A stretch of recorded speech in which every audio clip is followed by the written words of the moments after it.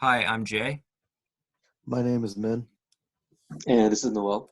and we're Mission College students doing a fair risk assessment of the OWASP Top 10.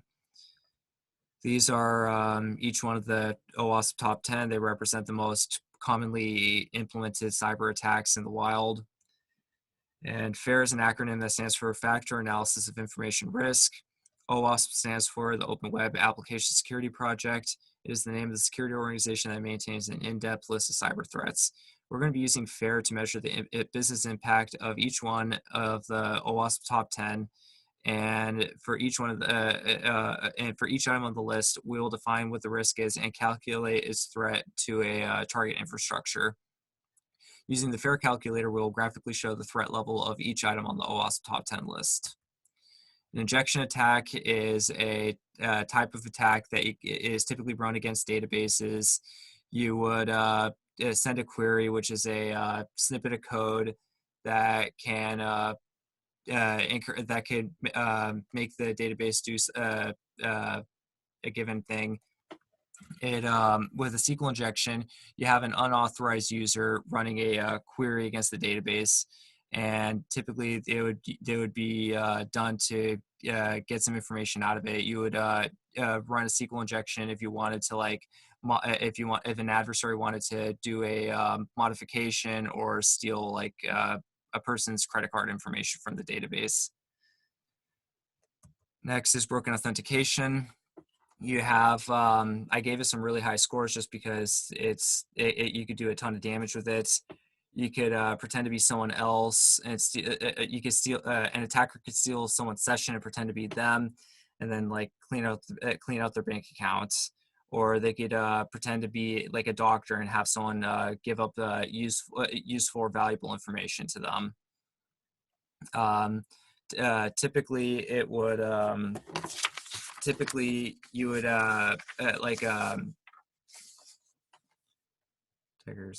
credentials can be like stolen keys, passwords, or tokens. And I gave it a the high value because of the damage you could do to someone, and just because of how common it is to have a poorly configured authentication system in your infrastructure. Sensitive data exposure is where you have sensitive information sent over plain text to your infrastructure. It could be like your mobile banking app had poorly implemented a crypto algorithm, and instead of encrypting your data, it's sending your bank account password and information over plain text to an attacker. I gave it really high scores just because of how much damage you could do to someone, and because of the fines that could be levied against a bank that had, for example, not implemented proper protections in their app. And next is XML external entities. Okay. So a lot of XML processors are vulnerable because they're either old or just poorly configured. And an attacker can exploit this weakness by sending a bugged XML document. And this, as you can see from the chart, this has a average overall risk because it's fairly frequent, but the potential loss factors are all relatively low, which is going to be in stark contrast to our next slide. And this is broken access control. So what this means is an attacker can pretend to be an admin and then hack your system. And this is obviously extremely dangerous because if he gets in with admin rights, then he gets to do whatever he wants. So that's why we gave it a max overall risk of 5 out of 5, because despite its low frequency due to how difficult it is to stage such an attack, if an attack like this were to succeed, then your entire infrastructure would be compromised. So it's very important for you to protect your authenticated admin users.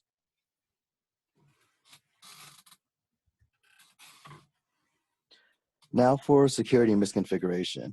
This is the most common item on the entire top 10 list because it's basically just common human error. So that's why it has high scores for all the frequency stats, but the overall risk is still only about average because the loss factors are all only about 2 or 2.5.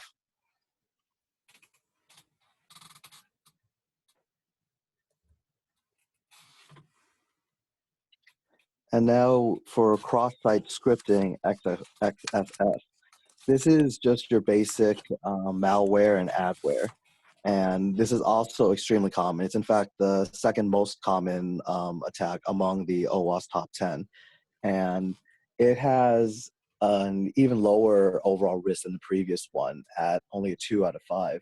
Because despite having max frequency scores, all of its loss factors are rated at only 2s and 1s. And now Noel will go over the rest of the OWASP top 10. Hey, this is Noel. I'll be covering insecure deserialization, using components with no vulnerabilities, and insufficient logging and monitoring. So first up with insecure deserialization, this is where an attacker can identify as an example, this is where an attacker can identify a Java object signature by observing a serialized user state if it is being passed back and forth. And then the attacker can use the Java serial killer tool to gain remote code execution on the application server. Considering how the attacker is given the capabilities to execute remote code attacks, the inherent threat capability is serious. In this scenario, we've taken a game developer as a sample victim for this attack and evaluated their overall risk to this type of attack. To protect against this, you can use serialization mediums that only permit primitive data types, or you can implement integrity checks such as digital signatures on any serialized objects. This will be to prevent hostile object creation or data tampering, or even monitoring deserialization and alerting if a user is deserializing constantly, as that'll alert you that the attacker is probing for that vulnerability. Next up, it's going to be using components with known vulnerabilities. Something to understand is that components typically run with the same privileges as the application itself. So any flaws in any component can result in serious impact. Such flaws can be accidental, such as coding errors, or even intentional, such as leaving a backdoor in a component. Considering the sample victim in this scenario is a e-commerce business, this type of attack can give the attacker sensitive data from the customer, such as credit card information that could have been stored in a database for quick checkouts, which can lead to substantial financial losses. To protect against this, remove any unused dependencies, unnecessary features, components, files, or documentation. If a component is not needed and not a work in progress, trash it. Also, continuously inventory the versions on both client side and server side and their dependencies. There are tools like versions, dependency check, or retire.js that can do this for you. And next up, we have insufficient logging and monitoring. If you're not logging and monitoring attackers probing your site for vulnerabilities, then they're eventually going to find something which will 100% lead to an attack. Insufficient logging, detection, and monitoring occurs anytime. It is very common for any attack to begin with probing first, and being able to exploit the advantage an attacker has by an insufficient amount of logging and monitoring will lead to the attacker marking his calendar knowing that he will attack eventually. In this scenario, our sample victim is Acme. One of the biggest risks is the contact frequency that an attacker will have. Considering how nobody is tracking him, he will feel like a free spirit, able to come and go as he pleases and as frequently as he wants to probe for vulnerabilities. And then the probability of the attacker taking action is very high, considering how he can continue to probe until that vulnerability is found. To improve logging and monitoring, you can ensure that all login, all access control failures, and all the server-side input validation failures can be logged with sufficient user context. The user context is crucial. It has to be detailed for effective logging. This will help you identify those suspicious or malicious accounts. Also ensure that the logs are generated in a format that can be easily consumed by a centralized log management. So that concludes our OWASP top 10s. Next up are the credits. Hi, I'm Jay. I did the fair risk assessment and I created most of the PowerPoint. Well, I took care of the fair risk Excel calculator. This is Min. I was the editor for the PowerPoint as well as the project documentation.